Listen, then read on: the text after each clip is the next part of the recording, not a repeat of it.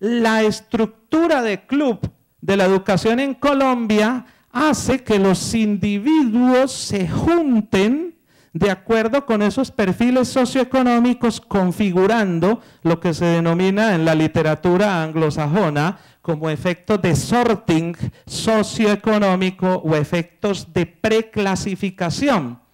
Esos efectos, que son muy diferentes, por ejemplo, al caso alemán, en donde opera un modelo de tracking más que de sorting, donde los individuos son clasificados desde la primera infancia y se determina cuáles pueden entrar al gimnasio y cuáles no. En el caso nuestro, opera directamente a través de los diferenciales socioeconómicos. Y en estos modelos se puede ver claramente en esta tabla, cuando se hacen las estimaciones, que a medida que voy incluyendo variables, la variabilidad total de la muestra va disminuyendo. Por ejemplo, cuando se incluye en el último modelo que aparece en la columna 6, y lo hago de manera parsimoniosa a través de una estrategia forward, o sea, hacia adelante voy incorporando variables en el modelo. Observen ustedes cómo las diferencias entre escuelas o las diferencias en el interior de las escuelas o las diferencias en el interior de las aulas de clase, ¿cierto?, ya se van diluyendo en el caso de las diferencias internas. Por ejemplo, en el caso, cuando vemos desde el modelo más completo, que tenemos 5% que explica la variabilidad total, a un modelo inicial, por ejemplo, en donde la diferencia intraclase no se logra captar porque utilizo la referencia o lo que denomina el modelo nulo. O sea, que lo que denota esto es que en la perspectiva de lectoescritura se corrobora esa condición de club de la educación en Colombia a través de pruebas internacionales. Este mismo ejercicio lo he hecho con las pruebas Saber y los datos son aproximadamente los mismos, incluso cuando evaluamos en la perspectiva de las matemáticas. Utilizando un kernel de densidades, vemos que las experiencias tempranas en lectura juegan un papel preponderante. Aquí se pueden ver hogares que tienen altas experiencias tempranas en lectura a través de un conjunto de variables Likert que utilizan las pruebas internacionales, aquellos que tienen un bajo nivel de experiencia en lectura y media, y se pueden ver que las diferencias son estadísticamente significativas cuando se hace una prueba de diferencia de medias. En la disponibilidad de recursos escolares, vemos que colegios con niveles altos, bajos y medios en términos de recursos también presentan una diferencia significativa, diferencia que se ve, como lo dibujo ahí, al hacer la resta entre el punto de intersección, ¿ya?, de el nivel alto, que es el rojo que aparece ahí en la gráfica, y el verde que corresponde al nivel bajo. Cuando se hace esa diferencia en los puntajes, se logra corroborar a través de pruebas estadísticas que son significativas. ¿Cómo estamos en matemáticas? Para finalizar, en matemáticas, nuevamente Colombia en las pruebas TIMSS, en las últimas pruebas TIMSS realizadas, y como lo señalaba ahora la doctora María Clara, Colombia presenta un rezago considerable.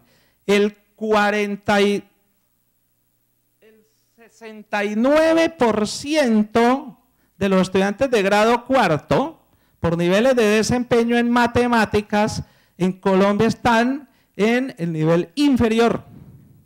Observen ustedes, como aparece en la convención, el azul más claro correspondería al avanzado. En Colombia solamente es el 2%.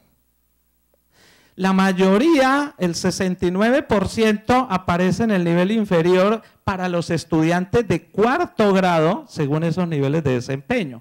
Cuando miramos los estudiantes de grado octavo, por esos niveles de desempeño, el 61% de los estudiantes, colombianos se ubicó en el nivel inferior, o sea, en el nivel más bajo. Y miren la posición relativa en este gráfico que está jerarquizado. Solamente superamos a El Salvador. En el porcentaje de estudiante por nivel de desempeño en ciencias, ya no en matemática, tenemos el 49% de los estudiantes en el nivel inferior. En octavo grado tenemos al 41% en el nivel inferior y superamos solamente a los países que aparecen ahí señalados.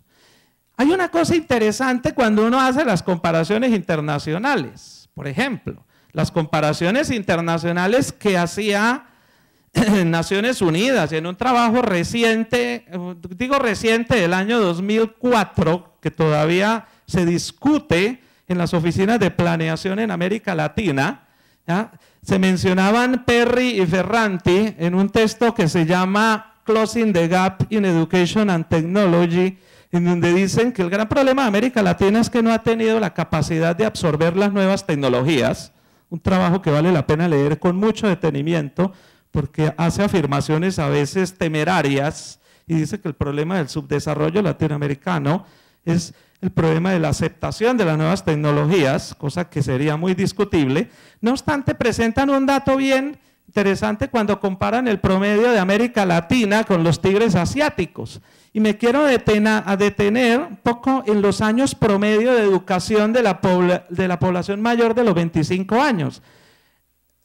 En este ejercicio, los años promedio de educación de la población de edad de mayor de 25 años en América Latina es de 5.79, mientras que los tigres asiáticos tienen una cifra cercana a 10. Y la tasa de matrícula en secundaria también presenta un retraso considerable. Por ejemplo, las tasas netas de matrícula en secundaria son de 46.7, mientras que en los tigres asiáticos del 93.3. Los invito a que miren las cifras del Ministerio de Educación Nacional y las cifras intrarregionales en Colombia, y se dan cuenta de las disparidades que también existen entre regiones en Colombia. Por ejemplo, cuando comparan Chocó y Cauca contra el resto del país. Pero les invito a que hagan un zoom y se aproximen a los municipios del departamento del Valle del Cauca, y usted encuentra dos departamentos completamente escindidos. La franja derecha del departamento del Valle del Cauca presenta tasas netas de cobertura relativamente altas, y la franja izquierda del departamento del Valle del Cauca presenta un retraso considerable. O sea que vale la pena hacer esas aproximaciones, y todavía tenemos esas diferencias.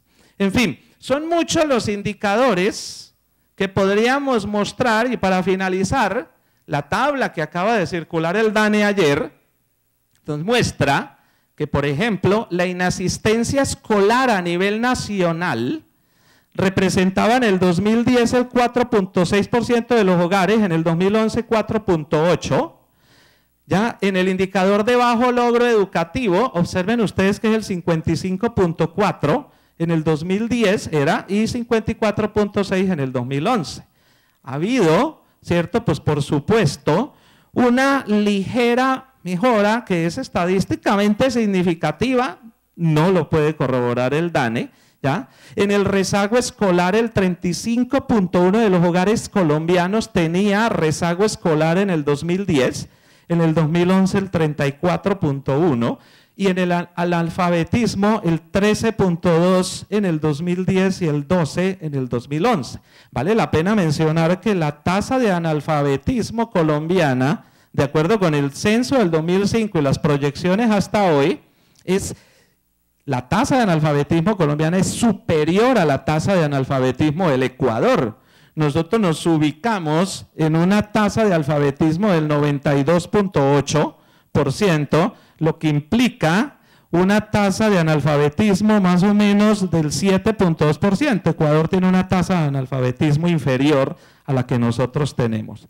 Observemos qué pasa en la dimensión urbana, en las mismas variables. Observen el bajo logro educativo en la dimensión urbana, que son las principales áreas metropolitanas, 46.4 en el 2010 y 45.5 como lo he subrayado ahí. Pero ahora observen el caso de las zonas rurales, el bajo logro educativo en las tablas que acaba de publicar el DANE ayer, el 88.3 en el 2010 en zonas rurales y el 87.2 en las zonas rurales. Muchas gracias. ¿Ya?